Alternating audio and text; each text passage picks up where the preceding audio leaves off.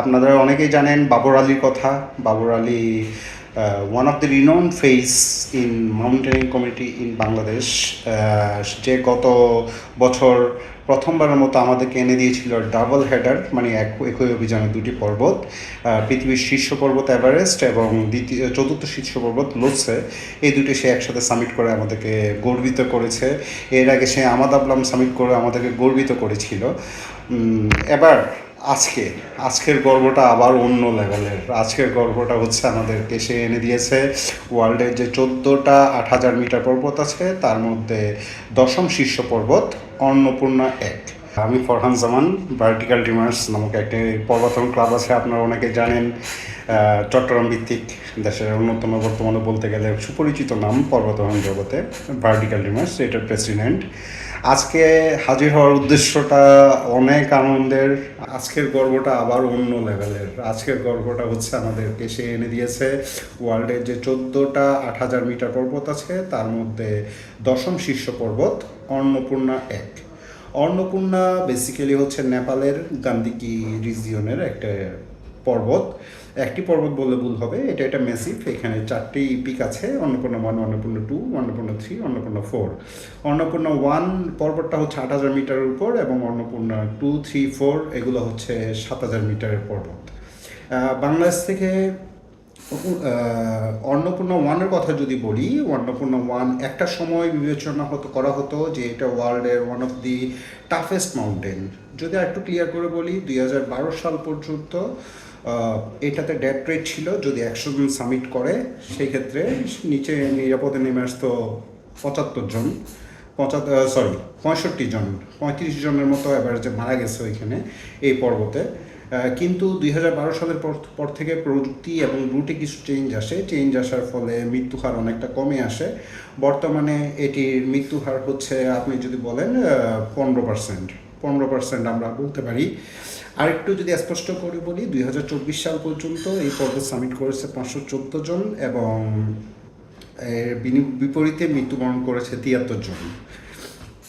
So এমন একটি, এটাকে ওয়ার্ল্ডের one of the toughest mountain ধরা হয়।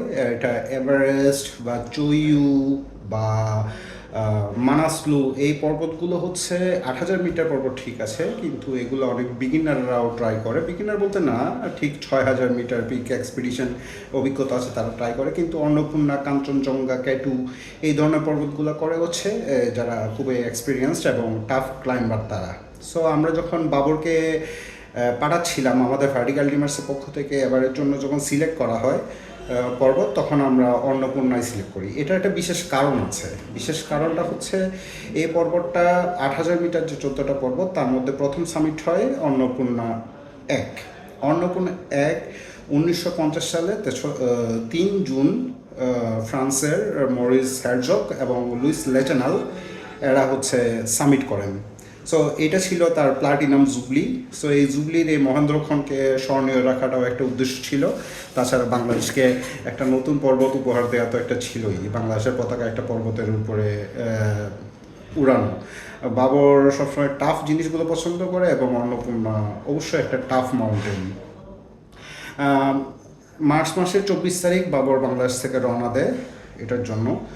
সে 28 তারিখেই পৌঁছে যায় বেস ক্যাম্পে পৌঁছে গিয়ে 29 তারিখ বেস ক্যাম্পে একটু রেস্ট করে 30 তারিখেই যে অভিযোজনের প্রক্রিয়া, অ্যাক্লামাডেশন রোটেশন, সেটা সে শুরু করে।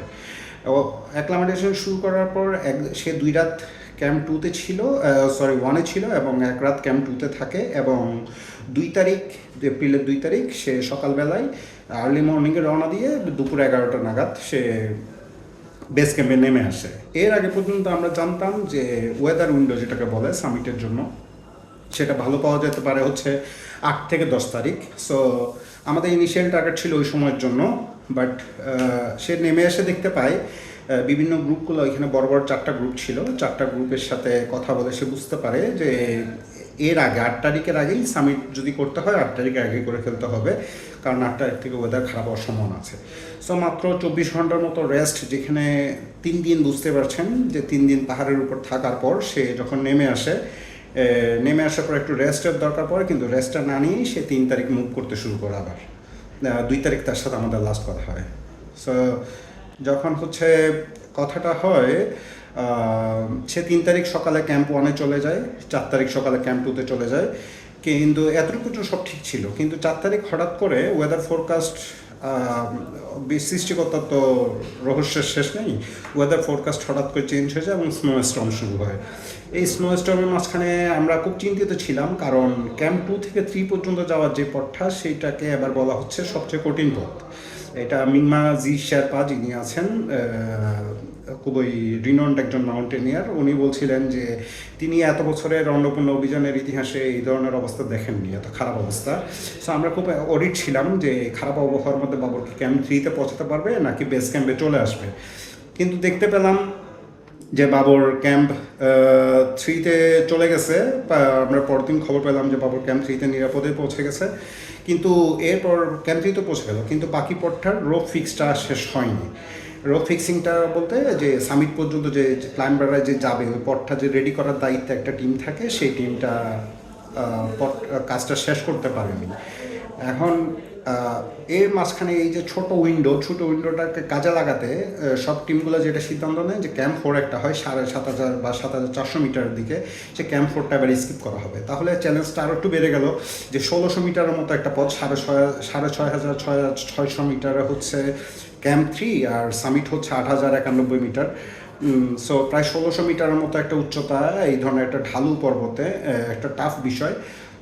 এই চ্যালেঞ্জটাকেই বাবর নেই গতকালকে, একদিন ক্যাম্প 3-তে সে একদিন রেস্ট করার পর গতকালকে রাতে রওনা দেয়। আমরা আজকে সকাল থেকে খুব টেনশনে ছিলাম যে কখন খবর আসে। আমরা সারাক্ষণ নেপালের সাথে যোগাযোগ করছিলাম, আমাদের ইন্ডিয়ার কিছু বন্ধু আছে, বাংলাদেশে যারা এক্সপিরিয়েন্স মাউন্টেনিয়ার আছে তাদের বন্ধু বান্ধবদের মাধ্যমে চেষ্টা করছিলাম যে খবর বের করার, কিন্তু খবর পাচ্ছিলাম না।